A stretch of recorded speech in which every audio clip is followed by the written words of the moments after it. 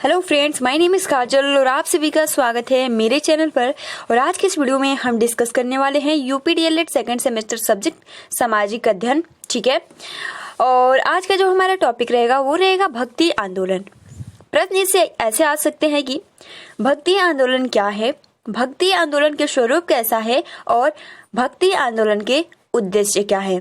ठीक है, तो आज का हमारा यही टॉपिक रहेगा। बहुत ही अच्छे से डिस्कस करेंगे पॉइंट टू पॉइंट। और अगर आपने प्रीवियस वीडियोस नहीं देखा है तो उसका प्लेलिस्ट आपको कमेंट्स बॉक्स के नीचे मिल जाएगा, आप वहां से जाकर देख सकते हो।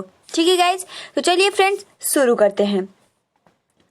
तो सबसे पहले आप यहाँ देख सकते हो कि भक्ति की धारणा का अर्थ। सबसे पहले तो अर्थ क्या है। ठीक है, तो भक्ति की धारणा का अर्थ एक ईश्वर के प्रति सच्ची निष्ठा है। भक्ति आंदोलन को उपासकों ने विधियों के रूप में कर्म कांडों तथा यज्ञों का परित्याग किया है। ठीक है, हिंदू धर्म के अंतर्गत उत्पन्न भक्ति आंदोलन का मध्य युग के धार्मिक जीवन की एक महान विशेषता रहा है। तो देखिए इसमें महत्वपूर्ण क्या है। सबसे पहले तो यही पॉइंट्स आप क्लियर कर लीजिए। क्या कह रहा है कि भक्ति की धारणा का अर्थ एक ईश्वर के प्रति सच्ची निष्ठा है और भक्ति आंदोलन के उपासकों ने विधियों के रूप में कर्म कांडों तथा यज्ञों का परित्याग कर दिया है।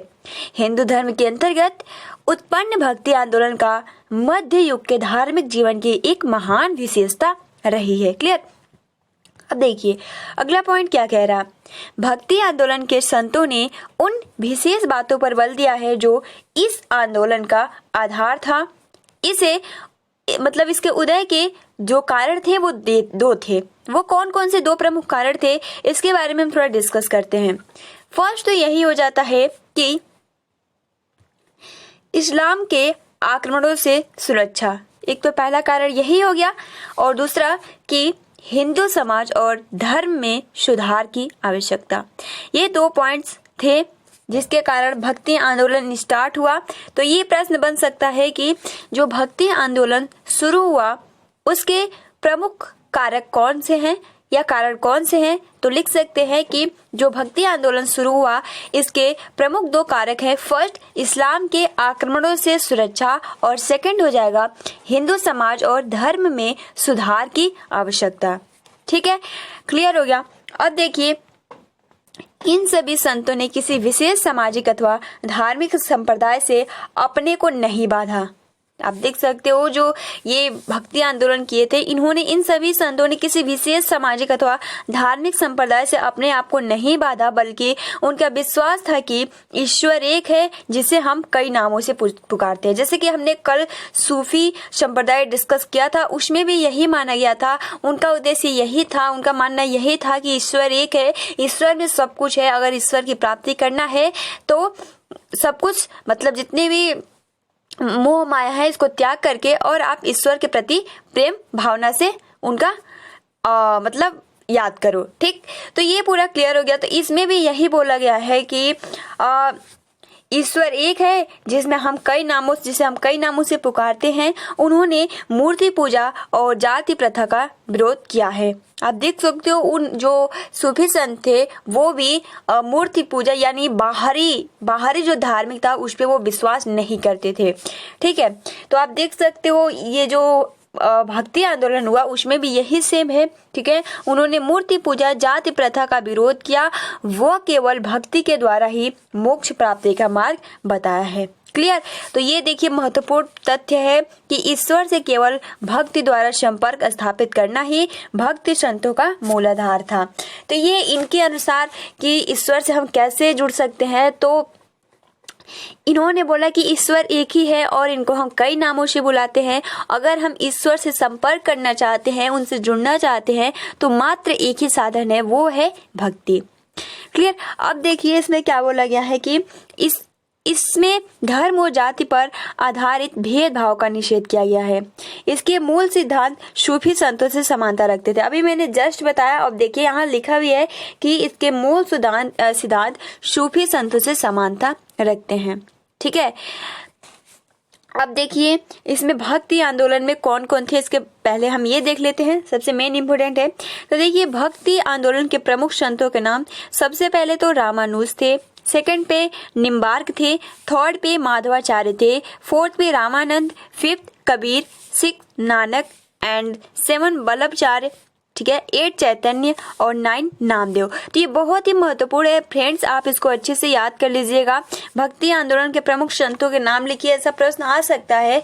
तो रामानुज या फिर ऑब्जेक्टिव प्रश्न में भी पूछ लिया जाता है, तो इनका नाम आप याद कर लीजिएगा, रामानुज, निम्बार्क, माधवा, ठीक है। आप ऐसे भी याद कर सकते हो शुरू का, जैसे कि रा, ठीक है, रा नी मा रा, ठीक, क, इस तरीके से अगर आप याद करेंगे ना तो याद हो जाता है। कुछ भी याद अगर ज्यादा याद करना है तो यही ट्रिक अपनाना चाहिए। हर एक शब्द का एक वर्ड आपको उसमें से जोड़ लेना चाहिए और एक शब्द बना लेना चाहिए और लाइन बाय लाइन आपको क्रमशः याद भी हो जाएगा। तो देखिए फ्रेंड्स, अब इनका उद्देश्य क्या था ये हम देख लेते हैं, ठीक है। तो भक्ति आंदोलन के मुख्य उद्देश्य, पहला, इसने हिंदू धर्म में सुधार का प्रयत्न किया। देखिए भक्ति आंदोलन का सबसे मेन महत्वपूर्ण उद्देश्य क्या था, तो फर्स्ट तो यही था कि हिंदू धर्म का सुधार करना, ठीक है, और मूर्ति पूजा व जाति प्रथा का विरोध, ठीक है। सेकंड पॉइंट ये हो गया। और थर्ड पॉइंट ये हो गया कि तत्कालीन युग में इस आंदोलन ने अपने उद्देश्यों की प्राप्ति में कुछ सफलता प्राप्त की, परंतु वह सफलता न तो अस्थायी थी और न ही सर्वव्यापी। मतलब वो सफलता तो पाई लेकिन वो अस्थायी नहीं थी, मतलब पूरा उसका विस्तार नहीं हो पाया। जो उसका मेन उद्देश्य दो था, फर्स्ट यही कि हिंदू धर्म का सुधार करना, सेकंड जो मूर्ति पूजा होता है, जाति भेदभाव होता है, उसका सुधार करना।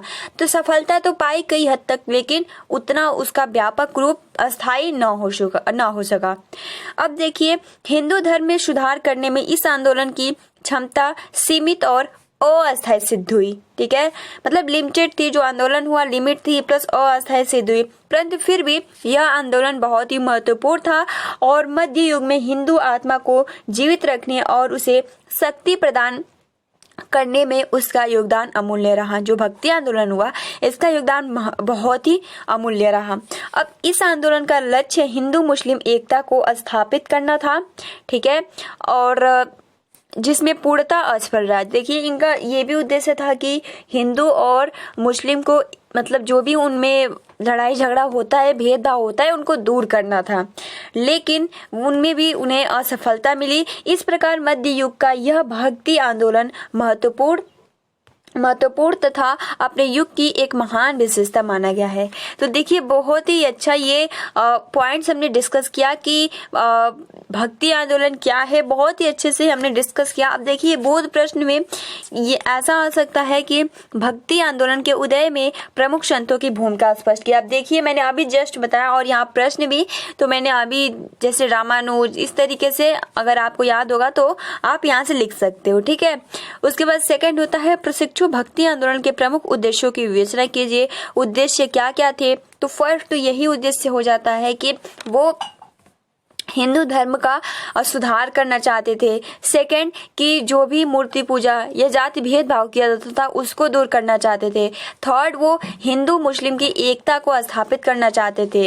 ये उनके कुछ उद्देश्य थे, कुछ हद तक सफलता पाई लेकिन वो व्यापक रूप से अस्थायी नहीं था, अस्थायी था, ठीक है। तो हमने आज के इस वीडियो में बहुत ही अच्छे से डिस्कस किया और एक मात्र ये भी बता दूं कि जो ये भक्ति आंदोलन है ये सूफी संत से कई हद तक मतलब मिलता जुलता है।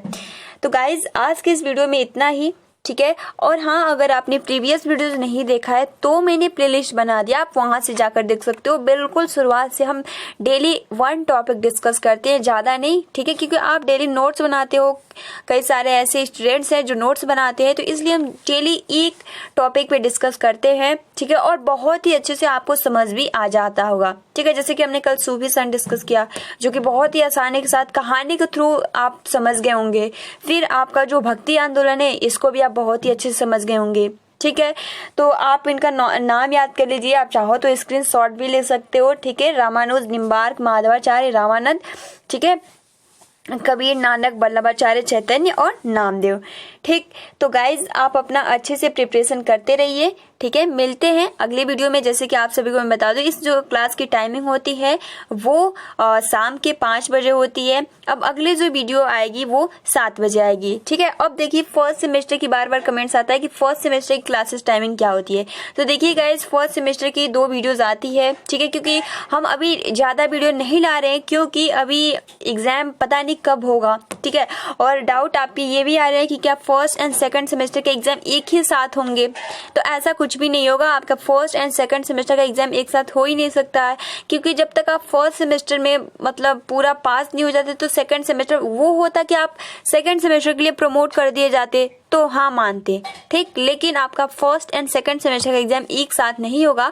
और जैसे कि मैंने आप सभी को प्रीवियस वीडियोस में बताया था कि जो हो सकता है कि सेकंड सेमेस्टर के लिए आपको टाइमिंग कम दी जाए। अब टाइमिंग कब दी जाए मैंने इस बात पे डिस्कस किया था, तो बहुत सारे ऐसे स्टूडेंट हैं जो ये बोल रहे हैं कि मैम हमारे कॉलेज में ऑनलाइन क्लासेस नहीं चल रहा है तो फिर हम लोग क्या करें, ठीक। लेकिन मैं आप सभी को बता दूं ये कॉलेज वालों की लापरवाही है। पीएनपी ने ये तो जारी किया ना कि आप ऑनलाइन पाठ्यक्रम चलाइए, क्योंकि ये इससे बहुत बड़ा पाठ्यक्रम या प्रशिक्षण में नुकसान हो रहा है। तो इसलिए आप देख सकते हो कुछ भी हो सकता है। और जो पीएनपी है वो जल्द से जल्द एग्जाम करवाना चाहेगी और एक हद तक तो सेकंड सेमेस्टर के लिए टाइमिंग मिलनी चाहिए। लेकिन देखिए क्या होता है। तो फिलहाल आपको क्या करना है, अपनी अच्छे से प्रिपरेशन फर्स्ट एंड सेकंड का करते रहना है, ठीक है। तो मिलते हैं अगले वीडियो में, तब तक के लिए thanks for watching, take care and best of luck.